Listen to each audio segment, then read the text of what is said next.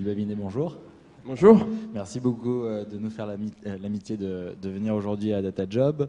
Vous êtes entrepreneur, vous êtes l'ex-directeur du Conseil national numérique et vous êtes l'auteur d'un premier livre, L'ère numérique, un nouvel âge de l'humanité. Aujourd'hui, vous êtes responsable des enjeux de l'économie numérique pour la France auprès de la Commission européenne, ce qu'on appelle le Digital Champion. Et vous avez fondé une start-up qui s'appelle Captain Dash. Vous m'avez annoncé que vous sortirez prochainement un nouveau livre en 2015. Quel sera le sujet que vous aborderez? C'est celui de la data, la big data, de tout ce dont vient de parler Henri. Et, juste pour l'anecdote, je me suis retrouvé à écrire ce livre. J'ai commencé il y a 2 ans. Au début, l'idée, c'était d'essayer de débugger quelques sujets qui ont trait à l'activité de ma société. Et je me suis rapidement rendu compte qu'il y avait plein de sujets que je maîtrisais mal. Et je me suis dit que c'était opportun d'essayer de faire une sorte d'ouvrage de vulgarisation sur quels sont les enjeux de la donnée, parce que si finalement, moi qui travaille quotidiennement dans cet univers, je ne connais pas ce dont je parle, on est sans doute nombreux à souhaiter avoir ce type de précision. Comment ça se passe lorsqu'on est un pionnier de ces sujets-là, le travail de reconsolidation de l'ensemble des transformations qu'on a pu voir dans la société civile, dans les sociétés, dans les entreprises, par rapport à la donnée? C'est une question extrêmement vaste. Alors, je crois que pour ceux qui ont attentivement écouté ce qu'a dit Henri, moi j'ai trouvé que c'était passionnant et je trouve qu'il aurait mérité d'avoir plus de temps parce qu'il a abordé énormément de sujets qui ne sont absolument pas des enjeux techniques, mais qui sont des enjeux, pour ainsi dire, de nature politique et qui mériteraient d'être vraiment explicités. La question que vous posez, c'est de savoir finalement comment est-ce qu'on crée une forme de culture de la donnée. Je crois aussi bien dans les entreprises que dans les administrations. C'est un peu ce qu'a essayé de décrire Henri. Et je crois que moi, ce qui m'a beaucoup intéressé lorsque je me suis intéressé à ce sujet, c'est de voir que c'est pas de la technologie, c'est plus de la technologie. Les enjeux que l'on évoque, ce sont des enjeux anthropologiques, culturels. Et lorsque, par exemple, on parle de passer d'un modèle de causalité à un modèle de corrélation, de learning machine, ça veut dire quoi? Ça veut dire qu'en gros, on laisse des machines décider pour nous sans comprendre ce qu'elles font. C'est quand même, pour ainsi dire, la mise en œuvre de tous les scénarios de science-fiction que l'on a vus sans cesse, ou des machines qui prennent le pouvoir. C'est de ça dont on parle. Et je crois que moi, ce que je m'attache à dire le plus possible, c'est que surtout et avant tout, n'ayons pas d'attitude manichéenne à cet égard. Ayons un débat. C'est-à-dire que ça ne sert à rien de dire c'est mal ou c'est bien, il faut y aller à fond. Ce qu'il faut, c'est construire, modeler, ciseler la régulation, l'émergence de ces technologies de sorte à ce qu'elles nous soient utiles et qu'elles nous permettent de conserver une société harmonieuse. Et c'est vrai dans les sociétés. Vous avez vu récemment qu'il y a eu un accord entre les assureurs et la CNIL, donc ce qui montre que d'une certaine manière, il y a cette forme de réflexion. Les assureurs ne se sont pas dit « super, on va se jeter sur ces données, on va éliminer tous les gens qui ont des risques trop élevés pour ne garder que les autres ». Ils ont bien compris qu'il fallait qu'il y ait une forme de débat de ce type-là. Donc il faut appeler à ce que ce débat soit tout à fait transversal à l'ensemble des fonctions économiques et des acteurs publics de la société. Alors si on fait un peu plus un focus sectoriel, aujourd'hui, quelles sont les industries dont on peut dire qu'un dirigeant doit se préoccuper du big data et comment soi-même, lorsqu'on est dirigeant, on doit prendre conscience à un moment donné que le big data est un enjeu stratégique et qu'il faut se poser les bonnes questions à ce sujet? Alors, j'ai fait, il y a 2 mois de ça, une mesure de l'agilité digitale des entreprises du CAC 40 avec les Échos. Et c'était un exercice intéressant parce qu'on a posé une centaine de questions à la direction de chacune de ces entreprises. Et notamment, on a posé la question de la data. Qu'est-ce que vous faites à l'égard de la data? Est-ce que vous avez des API? Est-ce que vous avez des travaux à l'égard de la big data? Est-ce que vous avez des logiques de plateforme? Est-ce que vous avez formé vos dirigeants à ces enjeux? Et je dirais que ce qui est apparu de façon assez forte, c'est le fait que la data, les enjeux de la data étaient relativement bien compris, mais les organisations ne s'étaient pas structurées autour de ces enjeux. Je m'explique, on a souvent isolé au sein de ces entreprises une équipe avec des data scientists en leur disant écoutez, faites joujou dans votre coin, débrouillez-vous, essayez de nous sortir quelque chose d'intelligent, sans comprendre que ce qu'emporte la data avant tout, ce sont des logiques qui sont beaucoup plus transversales dans les entreprises et qui ont un impact tout à fait radical sur la structure de ces organisations. Moi, je le dis toujours, c'est quand on compare une entreprise européenne avec une entreprise californienne, ce qui frappe, c'est le plus faible nombre de niveaux hiérarchiques, l'étalement de l'entreprise. Ce sont des entreprises plates en format campus, pour ceux qui sont allés dans la Silicon Valley, versus des entreprises verticales localisées dans des tours à la Défense.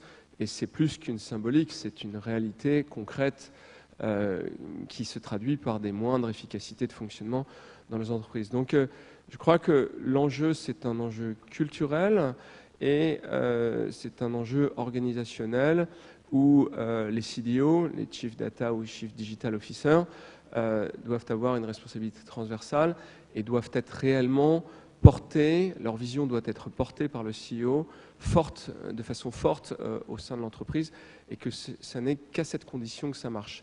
Et ce que l'on a vu, et qui est symptomatique, c'est que les quelques entreprises qui sont dans le top 5, c'est très étonnant parce que c'est vraiment le CEO qui porte la vision.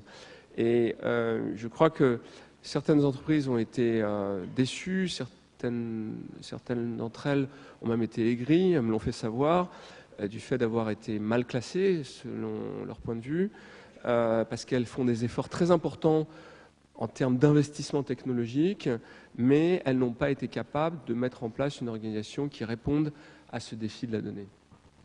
Le poste de Chief Data Officer, c'est un poste qui est plutôt récent, c'est un poste qui est plutôt élevé dans la hiérarchie de l'entreprise. Aujourd'hui, quelle est votre vision entre la place de la France par rapport à cet engouement à créer des Chief Data Officers et à commencer à avoir des initiatives autour de la data versus d'autres grandes villes dans le monde ou d'autres grandes places pour lesquelles l'innovation technologique est peut-être plus avancée? Eh bien, je crois que c'est Henri qui me disait l'autre jour qu'il voyait 80% des CDO aux US, 15% en Angleterre et 5% dans le reste du monde. Moi, je n'ai pas vérifié ça, mais je pense que ça doit être à peu près exact. Je crois qu'à l'égard du CDO, ce qu'il faut comprendre, c'est que ce n'est pas quelqu'un qui sort frais et moulu de la chaire de l'X sur la data. C'est quelqu'un qui a une expérience de management, et je dirais plus une expérience de top management. C'est-à-dire que la partie diplomatie et capacité à discuter avec l'ensemble des fonctions de l'entreprise est au moins aussi importante que la maîtrise de la culture digitale. C'est vraiment au moins aussi important parce que si vous n'avez pas le crédit d'une expérience réussie de management, vous n'arriverez pas à emporter des décisions qui sont fondamentalement structurelles pour l'entreprise. Donc les CDO, et c'est là où je crois que le bas blesse, c'est que souvent, on prend quelqu'un qui a une tête bien faite, qui est plutôt jeune en termes d'expérience de management, et on le met à très haut niveau de responsabilité de l'entreprise. Hier, j'étais avec, je vais quand même citer un nom, mais je pense que quelqu'un comme Françoise Mercadal de la Salle, qui est donc CDO chez Société Générale, elle a un background qui fait qu'elle peut emporter des décisions compliquées au sein de l'entreprise. Il n'y a pas qu'elle, il y en a d'autres, heureusement. Mais c'est, je crois, de cette nature qu'il faut le comprendre. Le CDO n'a rien à voir avec un data scientist. Pour moi, ça n'est pas du tout la même chose. Dans un cas, on a besoin d'avoir une culture transversale à la fois du management et à la fois de la culture digitale. Et dans l'autre, on a besoin d'avoir une expertise beaucoup, beaucoup plus verticale. Et je crois que pour moi, les vrais CDO n'émergeront probablement que dans quelques années. C'est-à-dire que il faut être capable d'emporter non seulement cet aspect de seniorité managériale, mais aussi de seniorité en termes d'expertise technologique et je dirais d'expertise de management de la technologie tel qu'on le voit dans la vallée. C'est-à-dire que quand je vois, comme moi je discute avec des gens qui sont en position de management dans les entreprises californiennes, je m'aperçois qu'il y a un gap, et encore un gap qui est très important, entre ce qui existe là-bas et ce qui peut exister ici. Alors justement, au niveau de cette différence, est-ce qu'il y a des ingrédients qui pourraient manquer dans l'écosystème français pour que des startups de la data puissent émerger et puissent illuminer l'école mathématique de France avec un certain nombre d'initiatives dans le secteur public, dans le secteur privé et dans l'évolution de la croissance de la France? Il y a, je crois, un point qui est problématique, je crois qu'il l'est plus encore dans cette nouvelle ère, c'est l'accompagnement de la régulation avec le développement de l'écosystème économique. C'est-à-dire que, si vous observez bien, la France a été quand même aux avant-postes dans l'accompagnement régulatoire des révolutions industrielles précédentes. La première révolution industrielle, c'est le Code civil. La deuxième révolution industrielle, c'est les droits sociaux. Et puis là, on a un trou. On a un trou, et c'est un trou qui est problématique parce que aussi bien en ce qui concerne la régulation des données privées, et notamment, je pense en particulier à ces débats sur tout ce qui concerne l'émission des services secrets dans les conversations des individus. Je pense que pour moi, la régulation n'est pas retombée. Elle n'est pas retombée de façon optimale. On l'a vu encore récemment en ce qui concerne le blocage des sites soi-disant faisant l'apologie du terrorisme. Eh bien, moi, je me désole qu'on ait confié à une autorité de police le pouvoir de faire ça. Alors que si on veut respecter les principes initiaux de la démocratie, il faut qu'on ait une séparation stricte des trois pouvoirs. Et donc, on aurait dû confier au pouvoir judiciaire une force qui est disproportionnée, qui consiste ni plus ni moins à décider de qui peut s'exprimer et qui ne peut pas s'exprimer. Alors évidemment, dans un contexte de bouillonnement à l'égard de problèmes qui sont d'actualité violente, évidemment, on se dit il fallait absolument faire ça, mais c'est dans ces périodes-là que s'observent à l'échelle de l'histoire les glissements sémantiques et les glissements régulatoires qui aboutissent à des catastrophes, donc je ne peux pas ne pas le dire. Et puis, il y a d'autres champs, je pense à la donnée de santé par exemple, sur lequel on a un système qui est un système du XXe siècle, alors qu'on observe l'émergence de systèmes du XXIe siècle. Je cite toujours et systématiquement Grand Shanghai, qui est quand même le seul endroit qui est observé par l'OCDE, avec une baisse du coût du système de soins, une augmentation de la qualité mesurée et un vieillissement de la population qui est équivalent à celui d'une société européenne. Et qu'est-ce qu'ils ont fait? Eh bien, ils ont réunifié la donnée de santé, ce qui est en soi, ce qui n'est qu'une première marche pour aller vers l'ère d'un système de santé numérique, mais qui permet d'avoir de l'historicité de données de santé et d'avoir une qualité de diagnostic qui s'accroît de façon extrêmement massive, et donc finalement moins de traumatisme, plus de personnalisation et plus de systèmes préventifs. On a vu que le mot big data est un mot assez fort, un buzzword, quelque chose qui dépasse peut-être aussi la réalité. Ce fantasme est lié aussi à des notions de risques. Quels sont les risques liés au big data qui sont réels et quels sont les risques aujourd'hui qui sont peut-être exagérés et qui peuvent être évoqués au sujet du big data? Je crois que si je devais résumer, c'est une longue question, et ça fait une bonne partie de mon prochain livre, mais il faut essayer de voir ça. Une façon de bien résumer ça, c'est de voir ça en termes d'élasticité de la solidarité. C'est-à-dire que les sociétés contemporaines, modernes, ont intégré un indice de solidarité qui est important. C'est-à-dire que les gens riches cotisent pour la sécurité sociale des gens pauvres et ainsi de suite. Mais dans une société de la donnée, vous êtes capable d'avoir une approche qui est beaucoup plus libérale, beaucoup plus radicale. C'est-à-dire qu'on pourrait tout à fait imaginer que chaque citoyen ait une scorecard. Et les gens comme moi qui, en Vélib, passent souvent au feu orange, voire au feu orange mûr, ou qui ne traversent pas forcément dans les clous, ou qui ne vont pas forcément se faire vacciner chaque année contre la grippe, etc. Je pourrais avoir une scorecard finalement assez dégradée qui aboutirait à qu'on dise vous allez payer plus d'impôts, ou on va moins bien rembourser votre sécurité sociale, ou on va vous surveiller plus, etc., etc. Donc ça, ce sont des enjeux qui paraissent un peu amusants quand on les évoque comme ça, mais qui sont vraiment les enjeux de l'organisation d'une société de demain, avec la définition du niveau de solidarité acceptable et de la norme sociale. Et je crois qu'on ne se pose jamais ces questions-là, mais ces questions-là, elles sont là, elles sont déjà là. Et je crois qu'on devrait repenser la dialectique politique au travers de ces questions, plutôt qu'au sein de totalement dépassé logique droite-gauche, où je crois que ça ne fonctionne plus. Donc ça, c'est un exemple. Je crois qu'on le verra également au travers des entreprises. Moi, je suis assez étonné de voir que des entreprises californiennes ont systématiquement instauré le KPI, c'est-à-dire l'indice de performance au niveau individuel.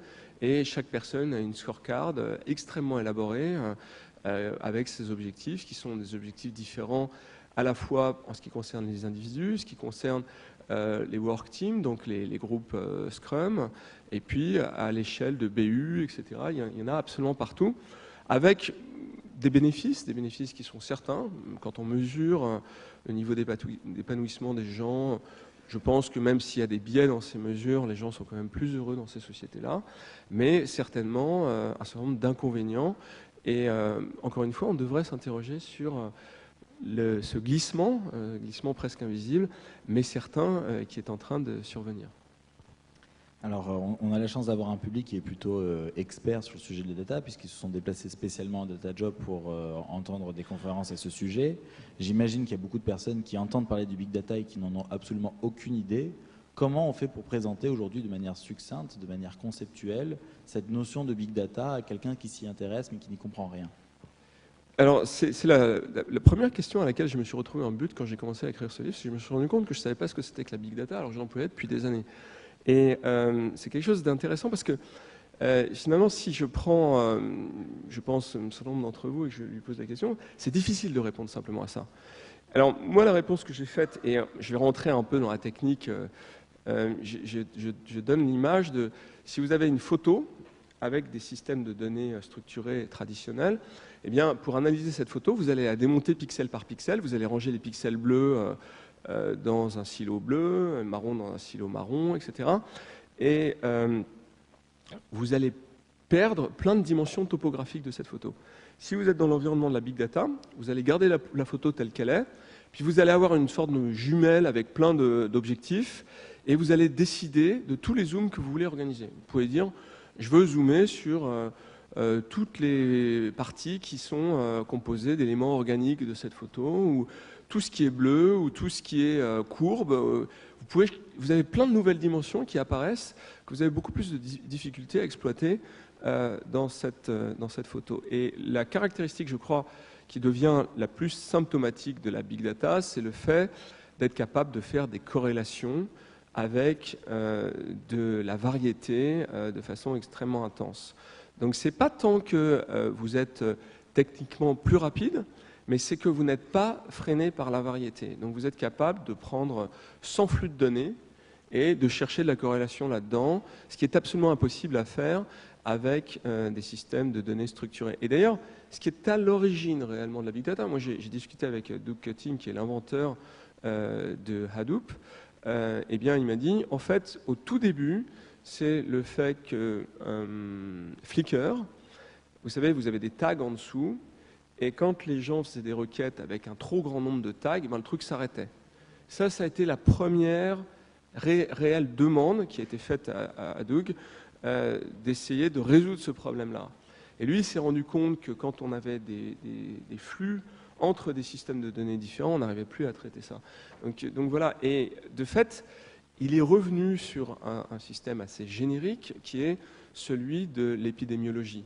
C'est-à-dire en épidémiologie, vous avez des séries, vous en avez un très très grand nombre, en médecine, hein, je parle, et puis vous cherchez de la corrélation à la main sur ces séries avec différents types de modèles. Et c'est d'ailleurs là que c'est intéressant d'évoquer le monde de la médecine, c'est qu'on peut réellement avoir une médecine qui est complètement différente. Je vous donne un exemple qui me fait toujours beaucoup rire, qui m'a été donné par un gars qui travaille au Bellevue Hospital. Donc vous, ici, là, vous êtes des gens à peu près normaux, enfin très mal à mon sens, et puis très ethnologiquement marqués également. Il y en a 80% d'entre vous qui ont un lobe détaché. Donc vous pouvez prendre votre lobe. Moi j'ai un lobe détaché, il y en a 20% qui ont un lobe attaché. Et alors ce que je ne savais pas et qui est amusant, c'est que c'est un marqueur épigénétique, un marqueur fort. C'est-à-dire qu'en fait ça varie en fonction des générations. Vous pouvez avoir un lobe attaché, un lobe détaché, etc. C'est vos ancêtres qui ont décidé de ça. Et quand je dis qu'ils ont décidé, c'est qu'en fonction de l'environnement dans lequel ils ont évolué, ils ont décidé de ça. Et alors ce qui est intéressant, c'est que ce marqueur, il est rattaché à plein de facteurs de force ou de faiblesse à l'égard de certaines pathologies. Et ce marqueur, là où on le voit, c'est dans les réseaux sociaux. Et donc ils m'ont dit, on pense que finalement l'analyse du flux social que vous postez, mais aussi de votre graphe, de l'environnement de vos amis, etc. Et sans doute, à terme, on sera capable de faire des travaux de corrélation là-dessus, qui auront une capacité prédictive à l'égard de la médecine qui sera extrêmement forte. Et ça, je trouve ça intéressant parce que ça casse toutes les idées reçues qu'il faut des données médicales pour faire de la médecine. Eh bien, ça n'est pas forcément vrai.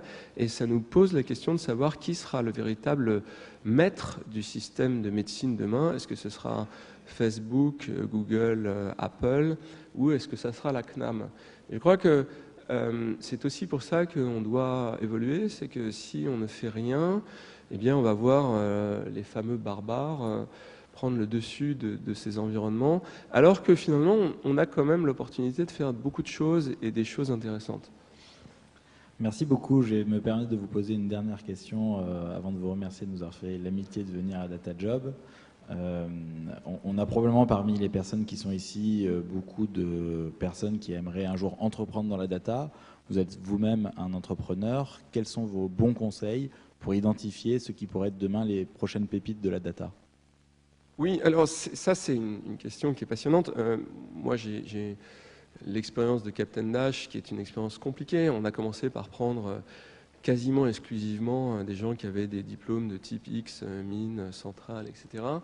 Et je ne crois pas qu'on ait été totalement satisfait de cette approche. On avait des gens qui avaient des capacités d'abstraction extrêmement fortes, mais qui ne connaissaient que peu le code, et puis qui n'avaient pas forcément fait des statistiques, en tout cas les statistiques dont nous avions besoin.